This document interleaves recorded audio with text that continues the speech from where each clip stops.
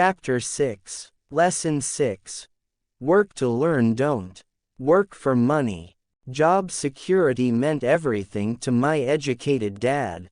Learning meant everything to my rich dad. A few years ago, I granted an interview with a newspaper in Singapore.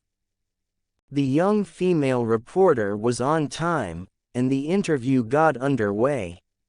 Immediately, we sat in the lobby of a luxurious hotel, sipping coffee and discussing the purpose of my visit to Singapore.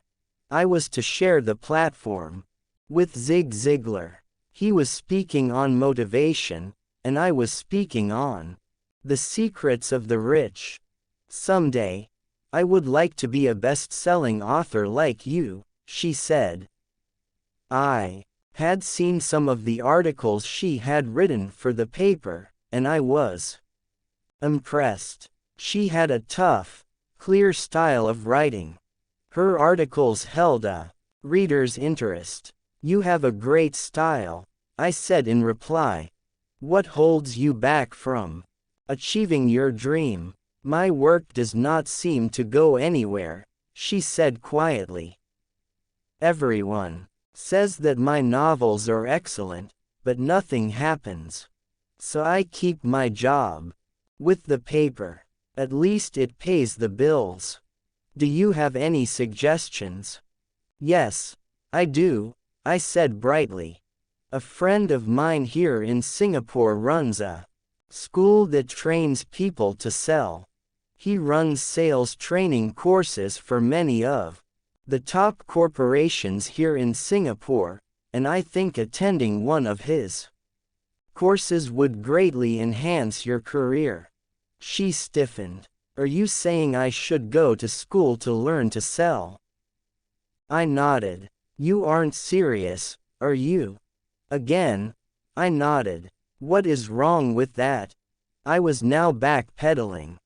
She was offended by something, and now I was wishing I had not said anything. In my attempt to be helpful, I found myself defending my suggestion. "I have a master's degree in English literature.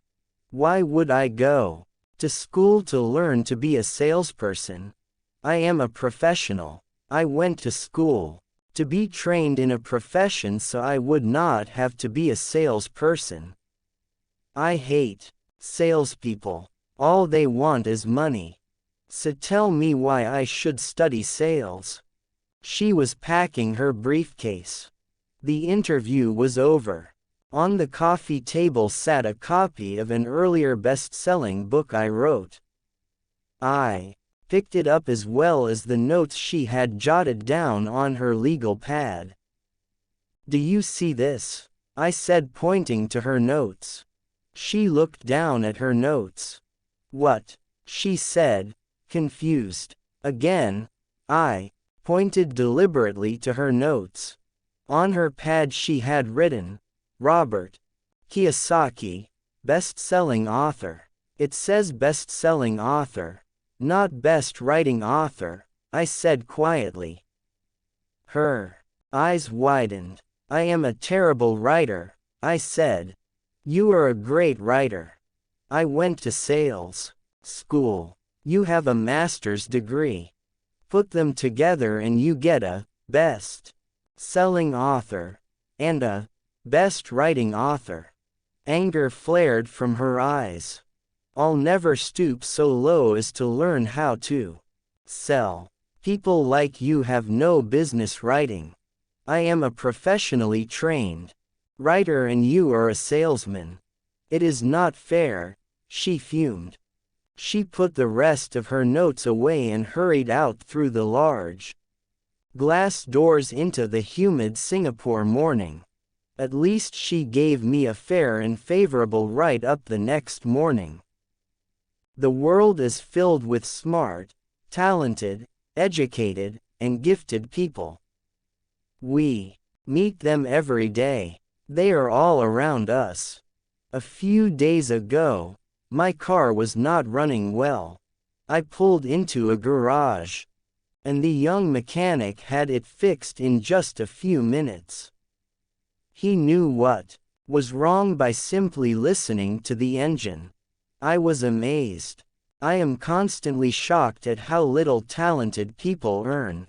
I have met brilliant, highly educated people who earn less than $20,000 a year. A business consultant who specializes in the medical trade was telling me how many doctors, dentists, and chiropractors struggle financially. All this time, I thought that when they graduated, the dollars would pour in.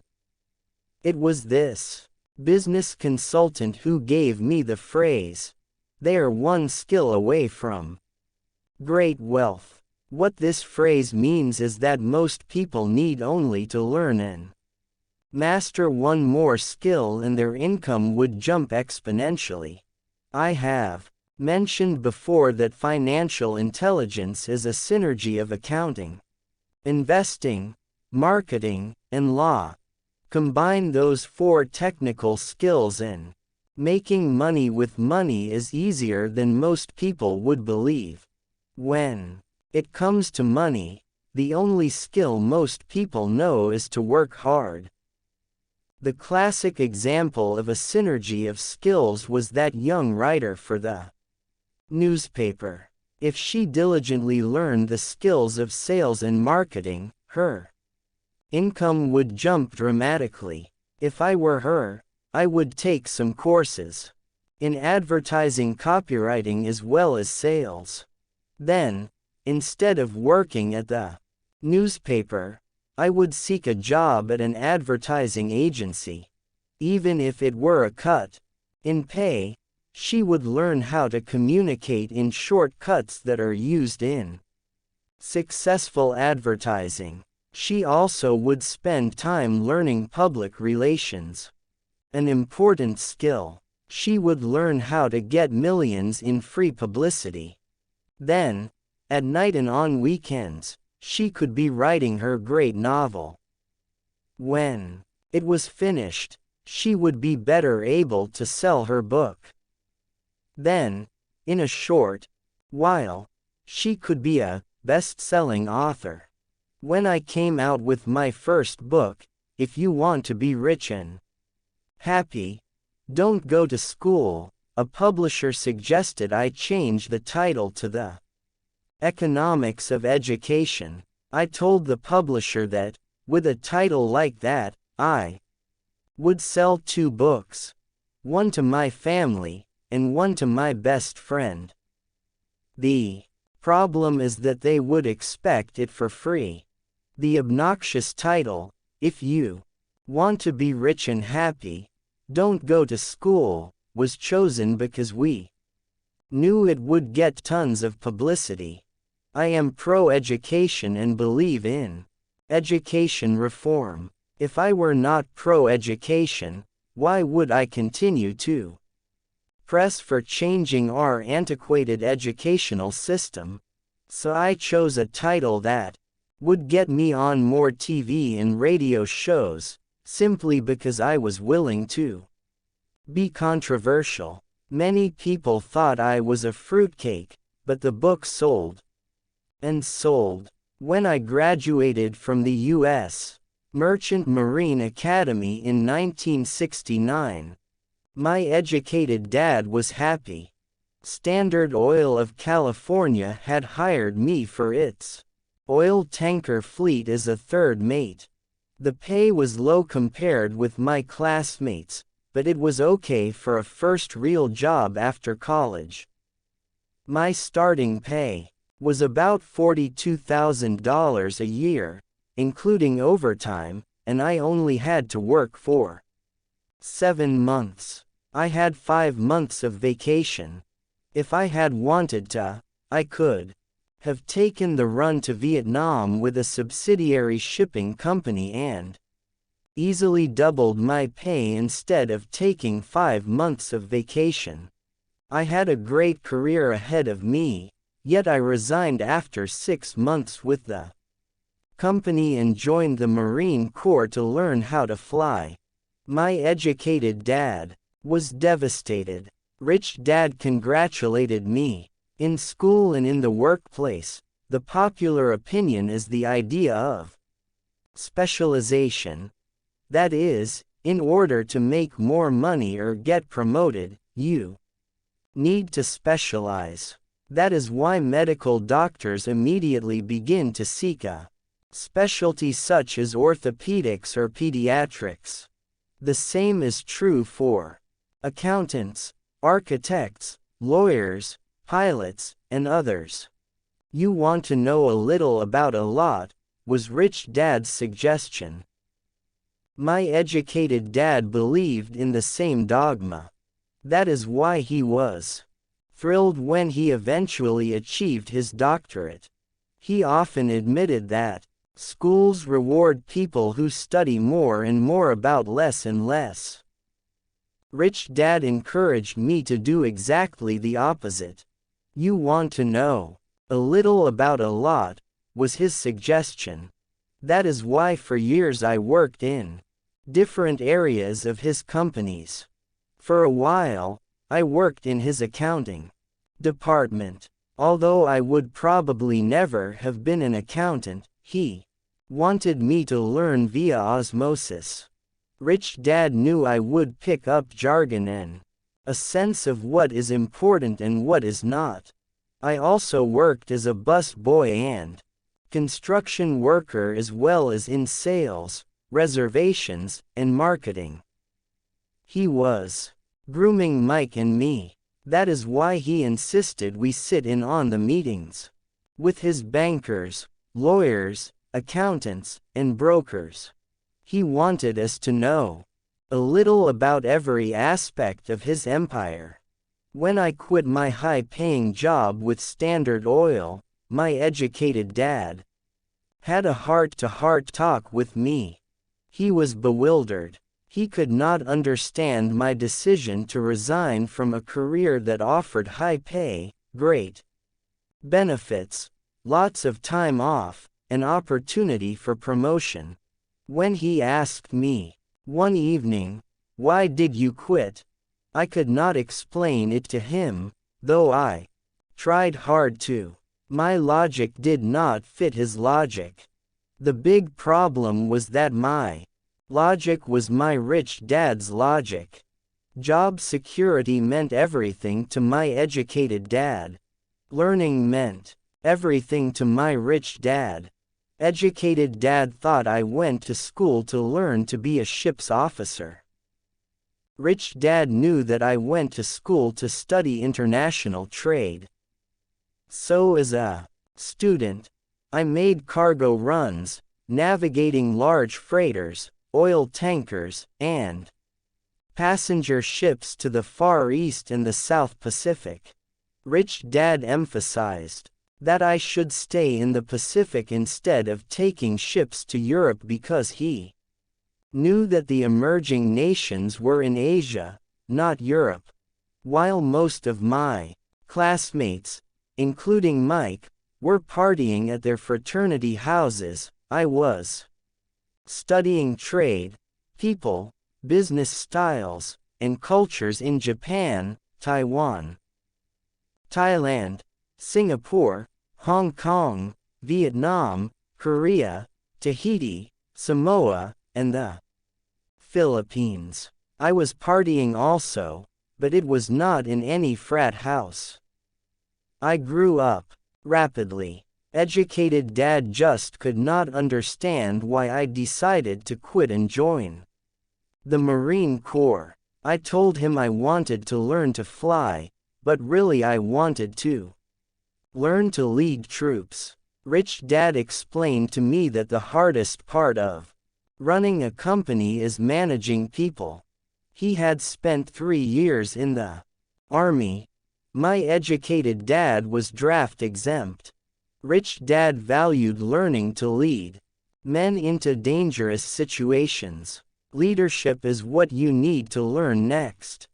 He said, if you're not a good leader, you'll get shot in the back, just like they do in business. Returning from Vietnam in 1973, I resigned my commission, even though I loved flying.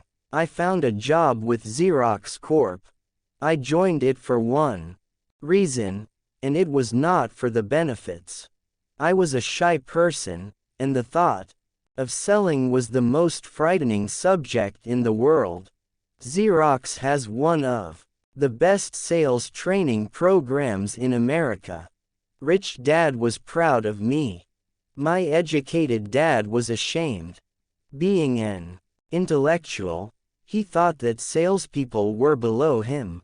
I worked with Xerox for 4 years until I overcame my fear of knocking on doors and being rejected.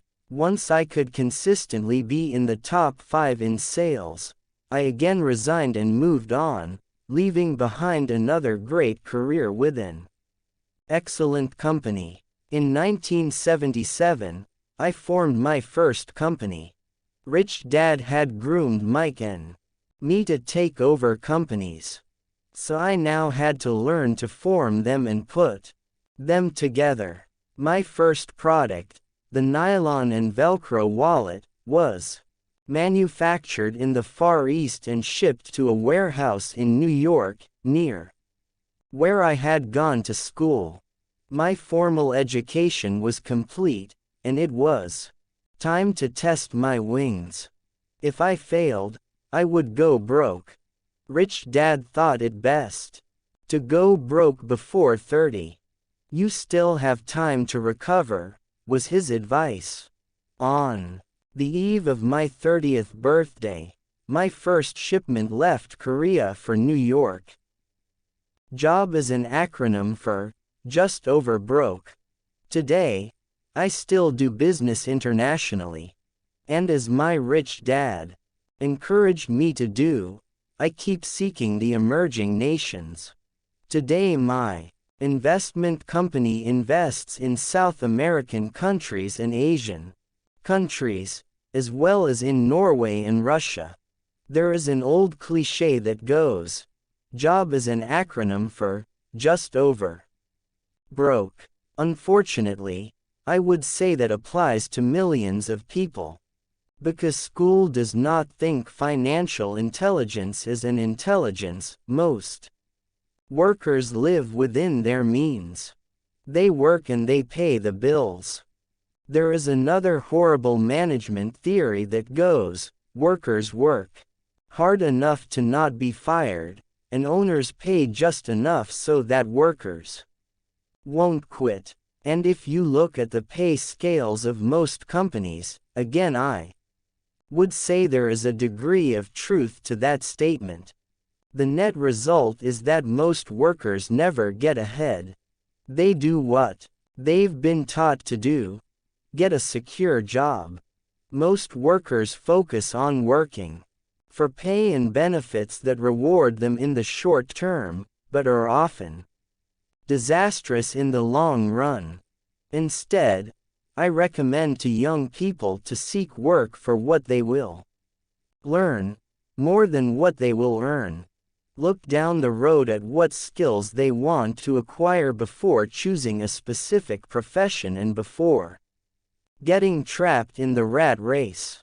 Once people are trapped in the lifelong process of bill paying, they become like those little hamsters running around in those metal wheels. Their little furry legs are spinning furiously, the wheel is turning furiously.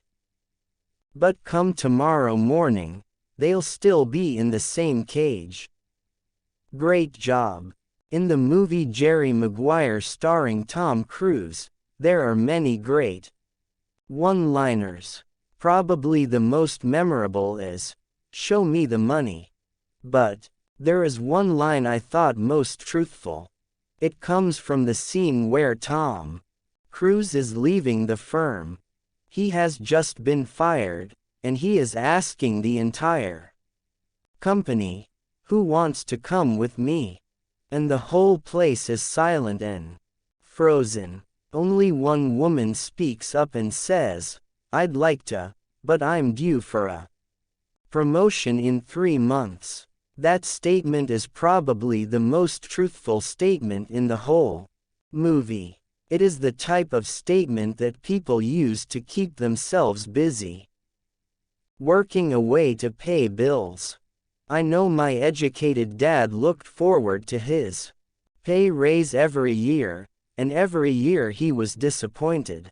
So he would go back to school to earn more qualifications so he could get another raise. Then, once again, there would be another disappointment. The question I often ask people is, where is this daily activity taking you? Just like the little hamster, I wonder if people look at where their hard work is taking them. What does the future hold? In his book The Retirement Myth, Craig S. Carpel writes, I visited the headquarters of a major national pension consulting firm and met with a managing director who specializes in designing lush retirement plans for top management. When I asked her what people who don't have corner offices will be able to expect in the way of pension income, she said with a confident smile, the silver bullet. What, I asked, is the silver bullet? She shrugged and said, if baby boomers discover they don't have enough money to live on when they're older, they can always blow their brains out. Carpel goes on to explain the difference between the old defined benefit retirement plans and the new 401k plans that are riskier. It is not a pretty picture for most people working today. And that is just for retirement. Add medical fees and long-term nursing home care and the picture is frightening. Already, many hospitals in countries with socialized medicine need to make tough decisions such as who will live and who will die. They make those decisions purely on how much money they have and how old the patients are. If the patient is old, they often will give the medical care to someone younger. The older poor patient gets put to the back of the line. Just as the rich can afford better education, the rich will be able to keep themselves alive, while those who have little wealth will die. So I wonder, are workers looking into the future or just until their next paycheck, never questioning where they are headed? When I speak to adults who want to earn more money, I always recommend the same thing. I suggest taking a long view of their life. Instead of simply working for the money and security, which I admit are important, I suggest they take a second job that will teach them a second skill. Often I recommend joining a network marketing company, also called multi-level marketing, if they want to learn sales skills. Some of these companies have excellent training programs that help people get over their fear of failure and rejection, which are the main reasons people are unsuccessful. Education is more valuable than money, in the long run. When I offer this suggestion, I often hear in response, "Oh, that is too much hassle," or, "I only want to do what I am interested in." If they say, "It's too much a hassle," I ask, "So you would rather work all your life giving 50% of what you earn to the government?" If they tell me, "I only do what I am interested in," I say, "I'm not interested in going to the gym, but I go because I want to feel better and live longer." Unfortunately, there is some truth to the old statement, "You can't teach an old dog new tricks." Unless a person is used to changing, it's hard to change. But for those of you who might be on the fence when it comes to the idea of working to learn something new, I offer this word of encouragement. Life is much like going to the gym. The most painful part is deciding to go. Once you get past that, it's easy.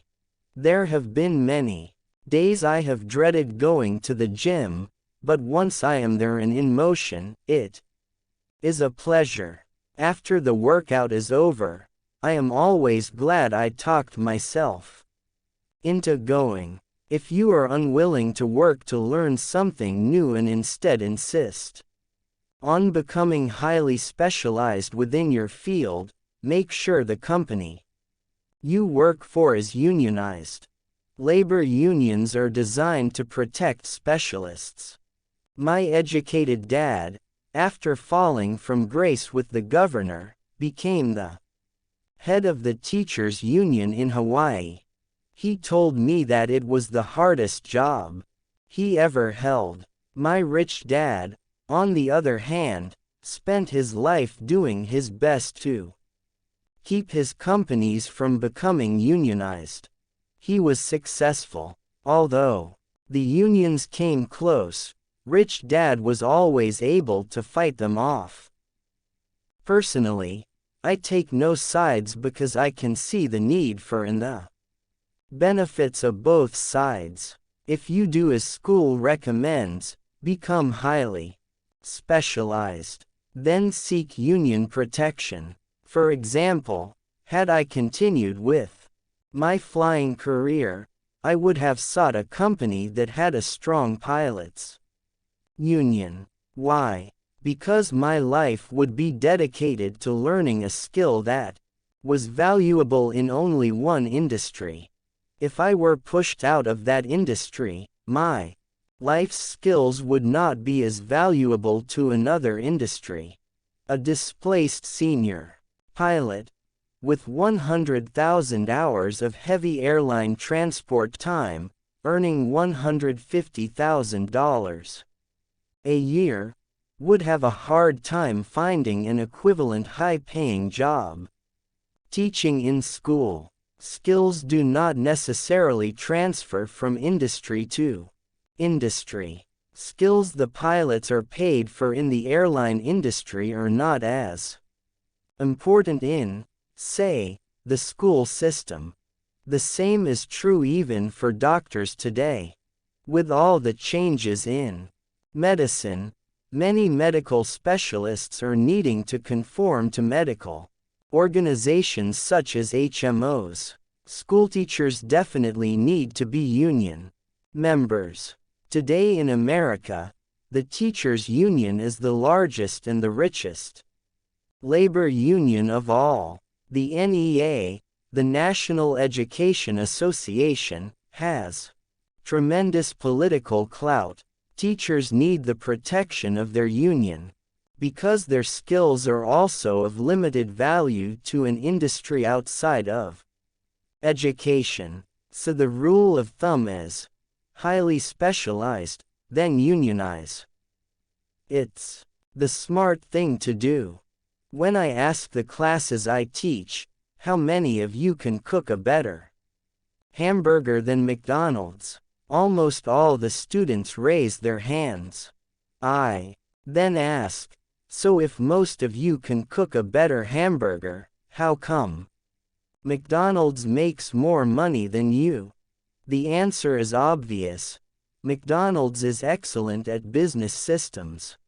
The reason so many talented people are poor is because they focus on building a better hamburger and know little to nothing about business systems.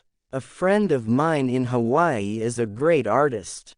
He makes a sizable amount of money. One day his mother's attorney called to tell him that she had left him $35,000. That is what was left of her estate after the attorney and the government took their shares. Immediately, he saw an opportunity to increase his business by using some of this money to advertise. 2 months later, his first four-color, full-page ad appeared in an expensive magazine that targeted the very rich. The ad ran for 3 months. He received no replies from the ad, and all of his inheritance is now gone. He now wants to sue the magazine for misrepresentation. This is a common case of someone who can build a beautiful hamburger, but knows little about business. When I asked him what he learned, his only reply was, advertising salespeople are crooks. I then asked him if he would be willing to take a course in sales and a course in direct marketing. His reply, I don't have the time, and I don't want to waste my money. The world is filled with talented poor people. All too often, they're poor, or struggle financially or earn less than they are capable of, not because of what they know, but because of what they do not know. They focus on perfecting their skills at building a better hamburger rather than the skills of selling and delivering the hamburger. Maybe McDonald's does not make the best hamburger, but they are the best at selling and delivering a basic, average burger. Poor Dad wanted me to specialize. That was his view on how to be paid more, even after being told by the governor of Hawaii that he could no longer work in state government. My educated dad continued to encourage me to get specialized. Educated Dad then took up the cause of the teachers' union, campaigning for further protection and benefits for these highly skilled and educated professionals. We argued often, but I know he never agreed that overspecialization is what caused the need for union protection. He never understood that the more specialized you become, the more you are trapped and dependent on that specialty. Rich Dad advised that Mike and I groom ourselves. Many corporations do the same thing. They find a young bright student just out of business school and begin grooming that person to someday take over the company. So these bright young employees do not specialize in one department. They are moved from department to learn all the aspects of business systems. The rich often groom their children or the children of others. By doing so, their children gain an overall knowledge of the operations of the business and how the various departments interrelate. For the World War II generation, it was considered bad to skip from company to company. Today, it is considered smart, since people will skip from company to company rather than seek greater specialization in skills. Why not seek to learn more than to earn? In the short term, it may earn you less, but it will pay dividends in the long term. The main management skills needed for success are 1. Management of cash flow. 2. Management of systems. 3. Management of people. The most important specialized skills are sales and marketing. The ability to sell, to communicate to another human being, be it a customer, employee, boss, spouse, or child, is the base skill of personal success. Communication skills such as writing, speaking, and negotiating are crucial to a life of success. These are skills I work on constantly, attending courses or buying educational resources to expand my knowledge. As I have mentioned, my educated dad worked harder and harder. The more competent he became, he also became more trapped the more specialized he got. Although his salary went up, his choices diminished. Soon after he was locked out of government work, he found out how vulnerable he really was professionally. It is like professional athletes who suddenly are injured or are too old to play. Their once high-paying position is gone, and they have limited skills to fall back on. I think that is why my educated dad sided so much with the unions after that. He realized how much a union would have benefited him. Rich Dad encouraged Mike and me to know a little about a lot. He encouraged us to work with people smarter than we were and to bring smart people together to work as a team. Today it would be called a synergy of professional specialities. Today, I meet ex-schoolteachers earning hundreds of thousands of dollars a year. They earn that much because they have specialized skills in their field as well as other skills. They can teach, as well as sell and market. I know of no other skills to be more important than selling and marketing. The skills of selling and marketing are difficult for most people, primarily due to their fear of rejection. The better you are at communicating, negotiating, and handling your fear of rejection, the easier life is. Just as I advised that newspaper writer who wanted to become a best-selling author, I advise anyone else today. Being technically specialized has its strengths as well as its weaknesses. I have friends who are geniuses, but they cannot communicate effectively with other human beings and, as a result, their earnings are pitiful. I advise them to just spend a year learning to sell. Even if they earn nothing, their communication skills will improve, and that is priceless. In addition to being good learners, sellers, and marketers, we need to be good teachers as well as good students. To be truly rich, we need to be able to give as well as to receive. In cases of financial or professional struggle, there is often a lack of giving and receiving.